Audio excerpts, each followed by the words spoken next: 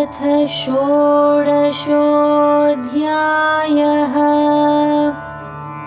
दैवासुरसम्पद्विभागयोगः।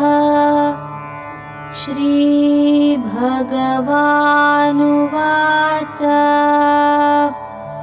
अभयं सत्त्वसंशुद्धिः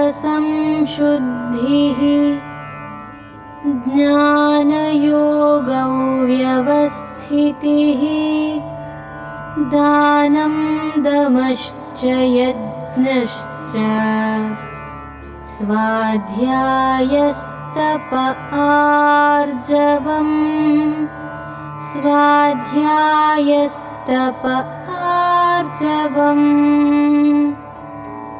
अहिंसा सत्यमक्रोधः त्यागः शान्तिरपैशुनम् दया भूतेष्वलोलुप्त्वम् मार्दवम् ह्रीरचापलम्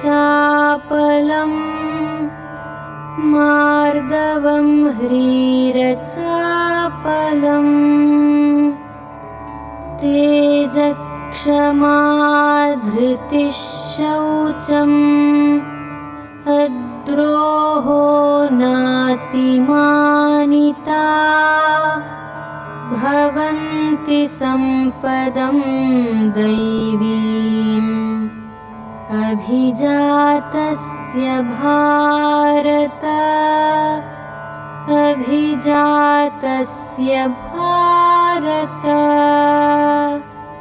दम्भो दर्पोऽभिमानश्च क्रोधः पारुष्यमेव च अज्ञानं चाभिजातस्य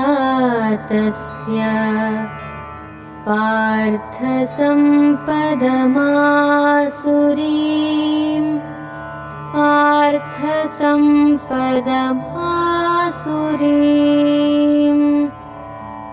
दैवी सम्पद्विमोक्षाय निबन्धायासुरीमता मा शुचः सम्पदं दैवीम् अभिजातोऽसि पाण्डव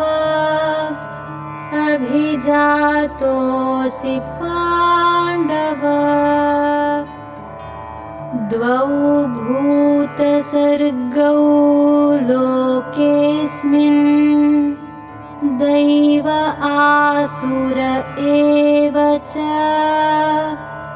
दैवो विस्तरशः प्रोक्तः आसुरं पार्थ मे शृणु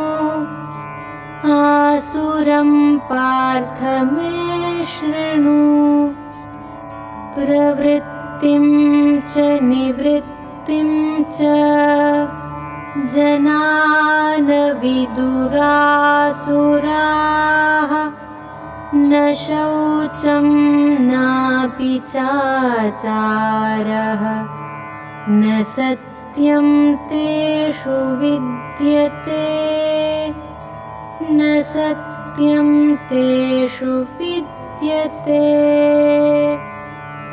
असत्यमप्रतिष्ठं ते जगदाहुरनीश्वरम् अपरस्परसम्भूतम् किमन्यत् कामहैतुकम्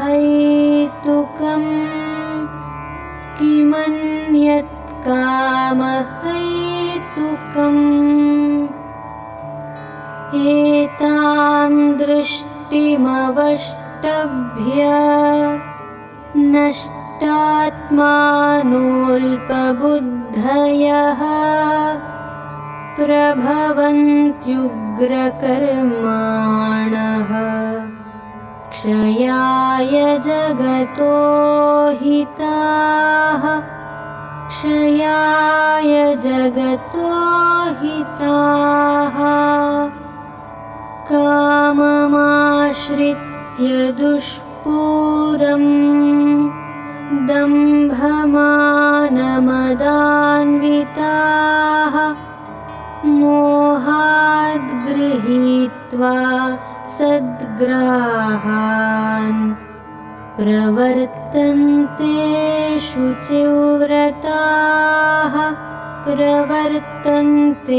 शुचिव्रताः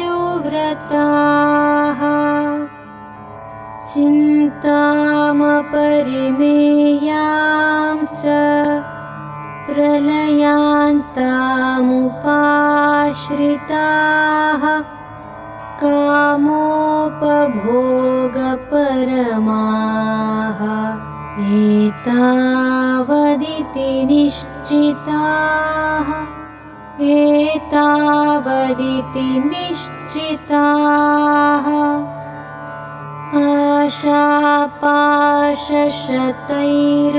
आशापाशशतैर्बद्धाः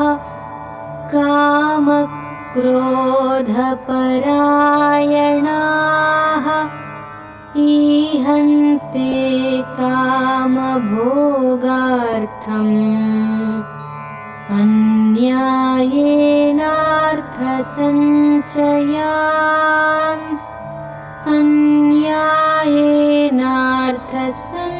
अन्यायेनार्थसञ्चयान् इदमद्य मया लब्धम् इमं प्राप्स्ये मनोरथम् इदमस्तीदमपि मे भविष्यति पुनर्धनम्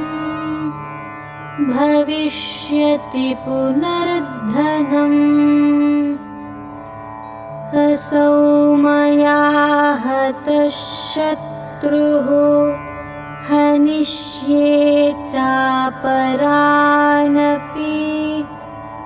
ईश्वरोऽहमहं भोगी सिद्धोऽहं बलवान् सुखी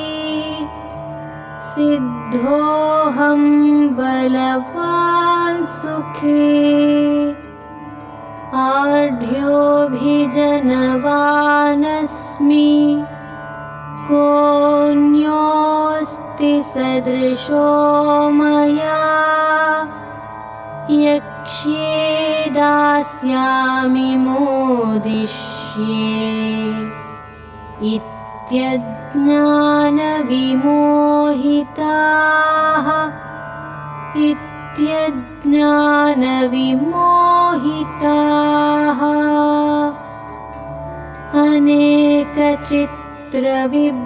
अनेकचित्रविभ्रान्ताः मोहजालसमावृताः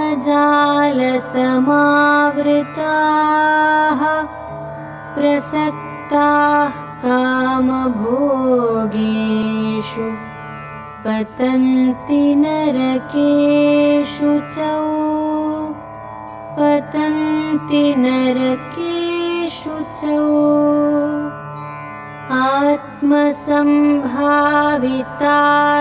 आत्मसम्भावितास्तब्धाः धनमानमदान्विताः यजन्ते नाम यज्ञैस्ते दम्भेनाविधिपूर्वकम्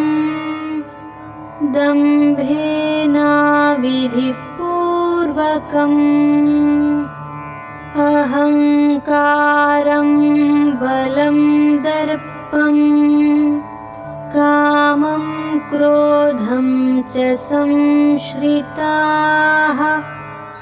मामात्मपरदेहेषु प्रद्विषन्तोऽभ्यसूयकाः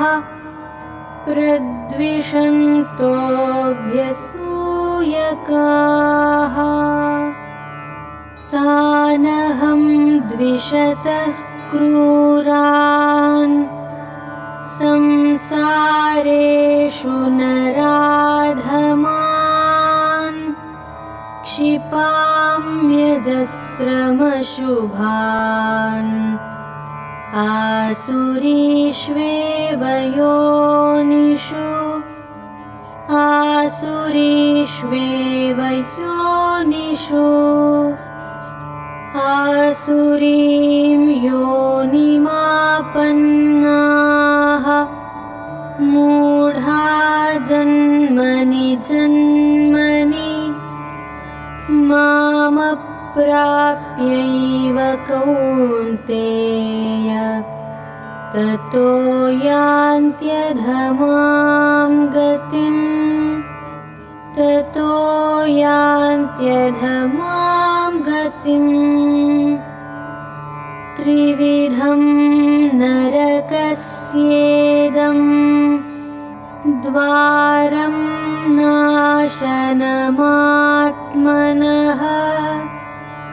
कामः क्रोधस्तथा लोभः तस्मादेतत्त्रयं त्यजेत् तस्मादेतत्त्रयं त्यजेत् एतैर्विमुक्तः कौन्तेय तमोद्वारैस्त्रिभिर्नरः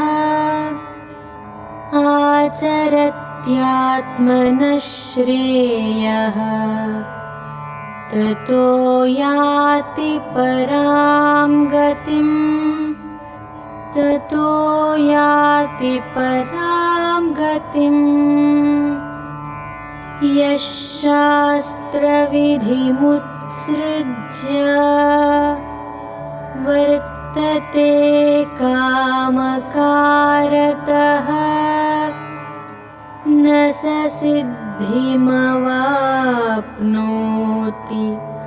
न सुखं न परां गतिम् न सुखं न परां गतिम् तस्माच्छास्त्रं प्रमाणं ते कार्याकार्यव्यवस्थितौ ज्ञात्वा शास्त्रविधानोक्तं कर्म कर्तुमिहार्हसि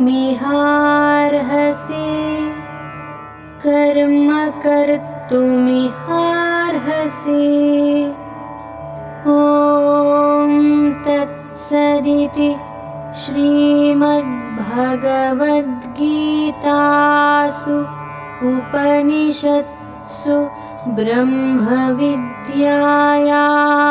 योगशास्त्रे श्रीकृष्णार्जुनसंवादे दैवासुरसम्पद्विभागयोगो नाम षोडशोऽध्यायः।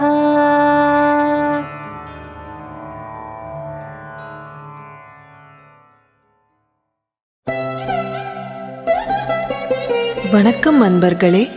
ஸ்ரீ கிருஷ்ணர் இவ்வுலகத்திற்கு சொன்ன அருளுரை பகவத்கீதை.